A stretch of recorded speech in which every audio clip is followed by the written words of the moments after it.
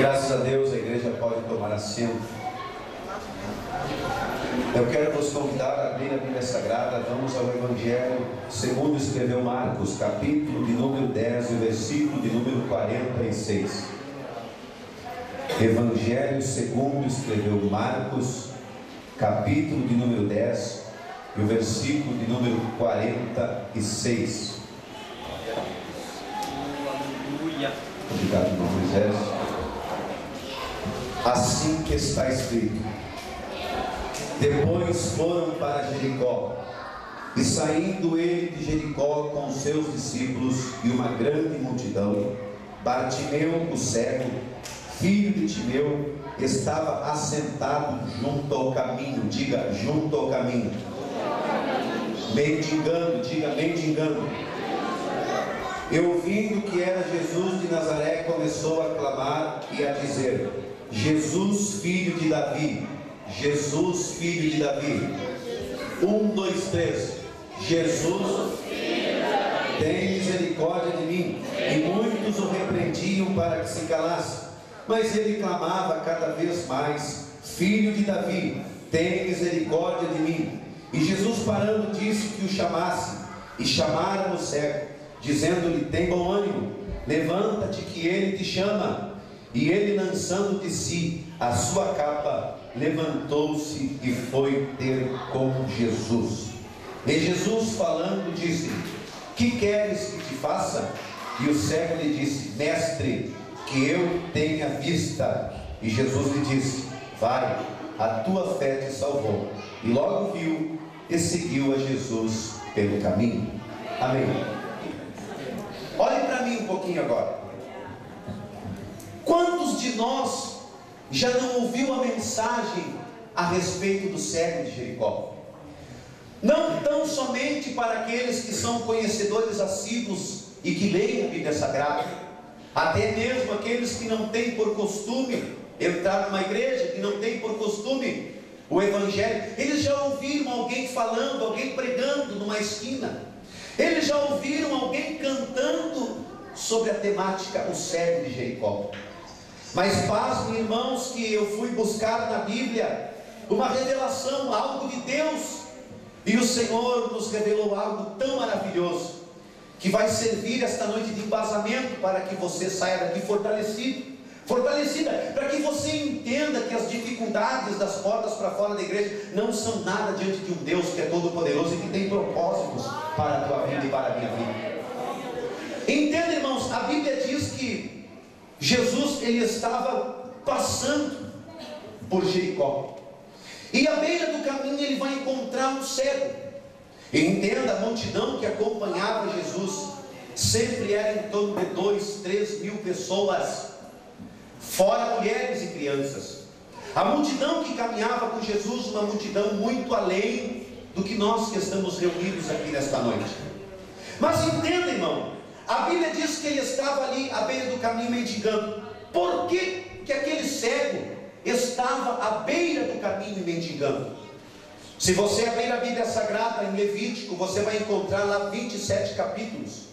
613 leis estão intrínsecas dentro desses 27 capítulos. É a lei mosaica, a lei que Deus deu para os judeus lá no Monte Sinai. Numa dessas leis você vai encontrar inscrito que todo aquele que nascer em Israel, coxo, cego, surdo, mudo, com defeito congênito, ele não podia ser criado, ele não podia ser conduzido às Assembleias Santas. Ele não podia entrar nas sinagogas, nos cultos de sábado, nos cultos oficiais dos judeus. Mais tarde, os fariseus, eles foram criando folhinhas, ou seja, leis sobre leis, que proibiam qualquer coxo, cego, surdo e mudo que nascesse dentro de um lar judeu, dele ser criado dentro daquele lar. Ele era arrancado de dentro da sua casa, ele era arrancado do seio da sua família, ele era impossibilitado de receber a sua herança paternal, material ou espiritual. Era por isso que este cego estava ali à beira do caminho. Eles eram colocados em lugares estratégicos para viver como mendigos, para viver como um João Ninguém, como alguém que dependesse dos outros. A lei lhe proibia de ser criado pela família, a lei lhe proibia de ter um nome, de ser uma pessoa comum. Qual era o nome deste cego? Todos nós conhecemos como cego Bartimeu. Muitos costumam dizer o nome dele é o cego Bartimeu. Não é. Bar vem do aramaico, é filho. Bartimeu no aramaico quer dizer filho de Timeu. Aquele cego que conheciam por Bartimeu, ele não tinha nome, porque a desdita ou a maldita lei, além de lhe arrancar de dentro da sua casa, do seio da família, lhe tirar o direito da herança, também lhe tirava o direito de ter um nome. Imagina a situação que vivia aquele cego irmão Kleber. Ele não podia contar com a família, e ele sabia que ele tinha família. Eu sempre digo, o pior não é você nunca ter, o pior é você ter, saber que você teve e que você perdeu tudo. Isso é o que fere a alma do ser humano. Se você nunca teve nada e você recebe, você fica alegre e contente, mas se você teve algo um dia e perdeu, isso fere a tua alma, porque tu sabe que algo foi embora, esvaiu-se pelos dons dos teus dedos. Aquele ceguinho à beira do caminho, ele tinha este sentimento: eu tenho pai, eu tenho mãe, eu tenho família, e por que eu não posso estar dentro da minha casa? Por que todos me chamam de cego de Jericó? Por que olham para mim e digam o Bartimeu, filho de Timeu? Eu poderia ter um nome. Agora entenda, veja a situação. Qual era a sua família? Eu já conheci muitos exegéticos, e se você ler do texto de Mateus, você vai encontrar a cura dos 2 cegos de Jericó. Na verdade não eram 2 cegos, era um irmão que compadecia-se de Bartimeu, do cego sem nome, do cego sem família, e muitas vezes o ia ajudar. Quando Jesus passou, este irmão de coração dobre, de coração benevolente, estava perto dele para lhe ajudar. Agora entenda, irmãos, ele sabia que ele poderia ter o aconchego de um lar, o carinho de uma família, o amor de alguém, mas ele era tido como um João ninguém em Israel.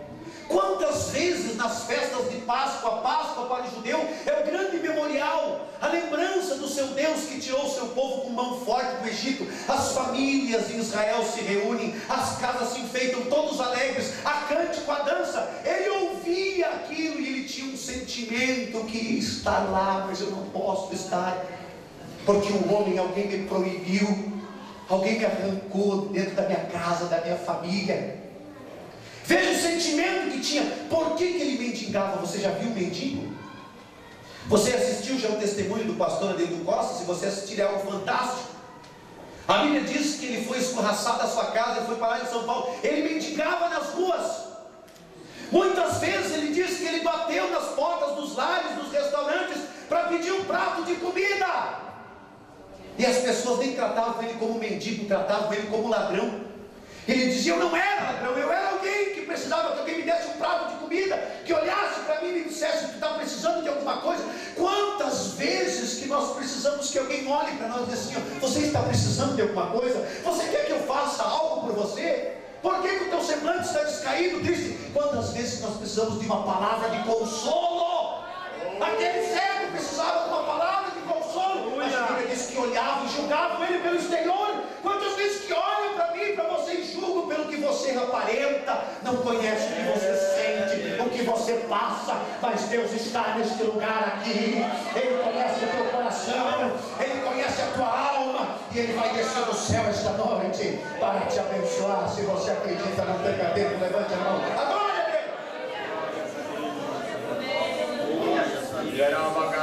eu tenho 5 criancinhas, irmãos, e as pequenininhas, a criança, ela é algo fantástico.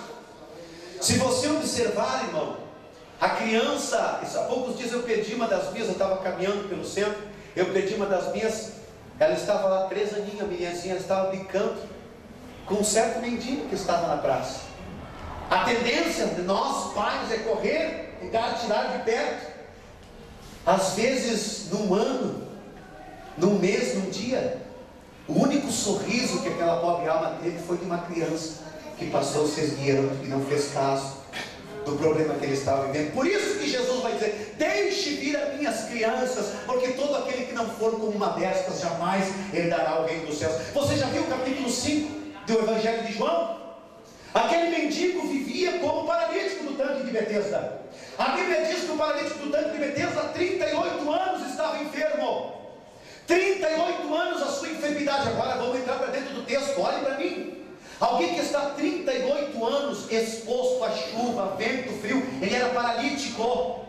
Entenda, ele excretava, ele fazia as suas necessidades fisiológicas naquele lugar. Você já passou por um mendigo na rua, ele cheira mal. Ele vai dizer para Jesus, toda vez que o anjo desce, Jesus, antes que eu vá, outro vai no meu lugar. Ninguém quer chegar perto de mim, ninguém quer me ajudar. A Bíblia diz que Jesus, ele desprezou o mau cheiro, a situação em que ele estava. Jesus desceu e foi ao encontro dele. Eu quero te dizer, não importa como você esteja, não importa como você esteja, o que você está passando, eu quero te dizer que o teu Deus esta noite, ele veio ao teu encontro. Ele vai mudar a tua vida. Ele vai fazer você se levantar esta noite e vai sair daqui revestido da sua glória. Ele está neste lugar. Agora veja que coisa interessante, irmãos. Você sabe do que vive o mendigo? Do que vive o mendigo? O mendigo vive do resto dos outros. Você sabe o que é resto? Resto é aquilo que não faz mais falta para mim e para você. Era disso que vivia aquele mendigo, do resto da comida dos outros, do resto das roupas dos outros, do resto do dinheiro dos outros. Eu quero fazer uma pergunta para você. Quando você recebe o seu salário de R$510, você sai do banco, você está indo para a sua casa, você encontra um mendigo. Ele olha para você e diz assim: ei, irmão, dá uma esmola para mim. Eu lhe pergunto, você dá a nota de R$100 da sua carteira? Quem sabe a nota de R$50 da sua carteira? Não, você é crente, você dá uma nota de R$20 então. Não, você vai dar uma nota de 10. Quem sabe de 5, pergunte para mim quanto eu daria, irmão Franco. Eu daria R$5, talvez R$10. O mendigo jamais vai receber a maior nota de uma carteira. O mendigo jamais vai receber o melhor terno de um guarda-roupa. O mendigo sempre vai receber o resto. O mendigo jamais vai ser conduzido a entrar pela porta principal do restaurante. Ele vai ser conduzido pela porta dos fundos. Ele não vai entrar, ele vai se alimentar dos dejetos do resto que está lá. Meu Deus. A Bíblia diz que ele vivia assim. Entenda como que ele exercia a função do mendigo. Entenda, em Israel daqueles tempos, para se exercer uma função de mendigo, tinha que ter uma capa. A capa era o alvará que ele licenciava para mendigar. Dependendo da cor e da maneira da capa, outorgava aquilo que ele era, se era cego, se era coxo, se era surdo. A Bíblia diz, irmãos, que ele tinha uma capa. Esta capa ali era o seu alvará. Entenda, a Bíblia diz que ele estava sentado à beira do caminho. Em Israel eles não podiam pedir, falar alto: dá uma esmola aí. Eles não podiam fazer isso. A Bíblia diz que eles colocavam uma capa, era um alvará, e eles sentavam-se sobre os seus pés, assim. E eles moviam o seu corpo para frente e para trás, incessantemente. Eles não podiam falar, eles não podiam gritar, eles não podiam: me dar uma esmola, me socorre por favor. Não, eles vestiam uma capa, eles eram conduzidos a um lugar. Naquele lugar eles ficavam sempre movendo o corpo para frente e para trás. O que significa, segundo a cultura do Oriente, mover o corpo para frente e para trás? No Oriente se ora assim, ora, se clama assim. Segundo a cultura do Oriente, quando você ora movendo o corpo para frente e para trás, você está dizendo, sem falar, apenas com gestos: desde a planta do meu pé, da divisão da alma e do meu espírito, eu imploro por socorro e ajuda de alguém. Era assim que aquele mendigo esperava que alguém olhasse ele, quietinho, não podia abrir a boca. Quantas são as vezes, irmãos, que nós guardamos dentro de nós uma dor, um problema, uma solidão, uma vivência, e que nós não podemos abrir a boca e falar para ninguém, mas Deus, por certo, que conhece o segredo do cada coração, Deus, por certo, que te trouxe aqui esta noite para responder a você. Você vai sair daqui sarado e abençoado por Deus. Era assim que ele vivia. Era assim que ele vivia. Ele não podia pedir, ele não podia gritar, ele não podia falar. Simplesmente ele vestia a capa. Todos o identificavam por aquele alvará, por aquela capa. Olhavam para aquela capa e diziam: ele é cego e ele é um Bartimeu. Alguém que é conhecido como um João Ninguém, alguém que foi arrancado da sua casa, da sua família, da sua herança. Ele movia o seu corpo. Agora a Bíblia diz, irmãos, eu sempre gosto desse traquejo aqui, ó. O paralítico do tanque de Betesda, ele não andava e via. E o cego de Jericó, ele andava, mas não via. Quem é que tem mais fé? O cego, porque a fé vem pelo ouvir, e o ouvir da palavra. Agora entenda, irmãos, que coisa mais maravilhosa. A Bíblia diz que ele está nesse movimento, sentado sobre os pés, com a capa, na sua escuridão, movimentando o corpo para frente e para trás. Todos que passam olham para ele, e pelo movimento do seu corpo dizem assim: ele está clamando por ajuda, ele está implorando que alguém ajude ele. Agora a Bíblia diz que ele ouve o barulho de uma multidão, e ele diz assim: ó, o que está acontecendo? E alguém vai dizer assim: ó, é Jesus, o Nazareno, ele está passando. Eu quero que você pergunte para quem está do teu lado: por que que Jesus parou para atender? Pergunte para quem está do teu lado assim: você sabe por que que Jesus parou? Diga assim: você sabe? Entenda, ó, ele não fala, ele não falou nada. Você sabe por que que Jesus parou? É simples, irmão. Aquele cego, ele tinha perdido a sua herança. Aquele cego, ele tinha perdido a sua família. Aquele cego havia perdido tudo na vida. Entenda, nos dias de sábado, o sábado é o dia santo do judeu. Olhe bem para você entender. No sábado era o único dia que ele não ia para a beira do caminho mendigar. Nos sábados, os sacerdotes e os escribas tiravam os coxos, os cegos, os surdos, os mudos e colocavam à porta do templo. Lembra do capítulo 3 de Atos? Pedro está entrando no templo, é um sábado, perto da hora nona, às 3 horas da tarde, tinha um coxo lá. Costume dos judeus, eles tiravam dos lugares aonde eles mendigavam e colocavam a porta do templo, a porta das sinagogas. Foi às portas das sinagogas, nos dias de sábado, que aquele ceguinho ouviram os escribas e sacerdotes pregando a palavra que está em Isaías capítulo 11, que diz: do rebento do tronco de Jessé. Quem é ele? Davi. Das suas raízes um renovo frutificará. Quem é o renovo? Jesus Cristo.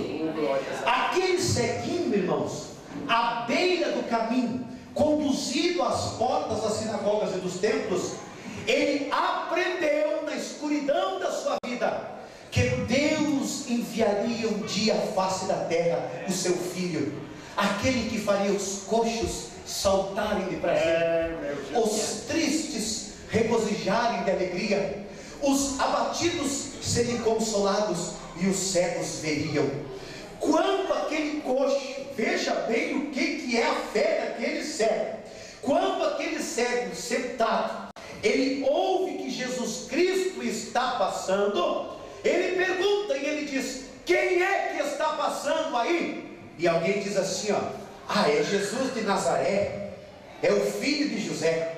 E o coração, a alma dele se agigantou. Ele disse, ele não via. Sabe por que Jesus parou? Porque ele, mesmo sendo cego, ele conseguiu ver o que aqueles que conseguiam ver com os olhos não viram.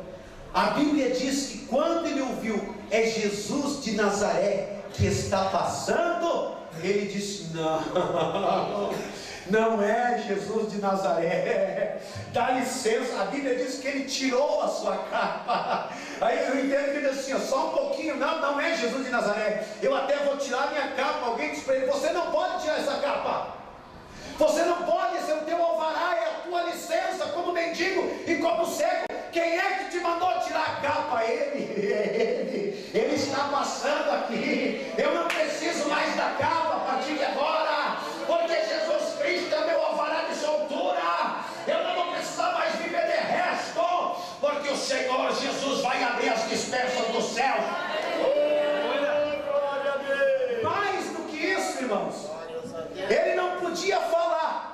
ele só podia mover o corpo. Quando ele ouviu que era Jesus de Nazaré, a primeira coisa, ele se desfez da capa. A Bíblia diz que ele tirou a capa. Ele estava dizendo: eu não preciso mais desse alvará. Esse alvará aqui, essa capa, é o meu decreto de maldição, é o meu decreto de tristeza. Eu não preciso, a partir de agora eu não preciso mais dessa capa. A partir de agora eu vou seguir a Jesus Cristo. A minha vida vai mudar. Muito mais do que isso, irmãos. Ele vai se levantar. A Bíblia diz que ele vai se colocar em pé. E ele vai começar a gritar. Ele vai dizer: não, não, não. Vocês não estão vendo direito. Vocês estão perdendo o foco. Vocês estão olhando para a favela de Nazaré, que Jesus foi criado. Não é Jesus de Nazaré. Esse é a raiz de Jessé. É a raiz de Davi. Ele é a estrela da manhã. Eu tenho esperado todos os dias da minha vida por ele. É o Filho de Deus. É aquele que vai mudar a minha vida, que vai me tirar deste lugar. É aquele que vai restituir a minha alma. Ele está aqui esta noite. Eu quero te dizer que aquele que vai mudar a tua vida, aquele que vai tomar a tua causa, está perto de você. Toca nele agora, sinta ele agora, receba a bênção dele agora. Ele está passando por aqui.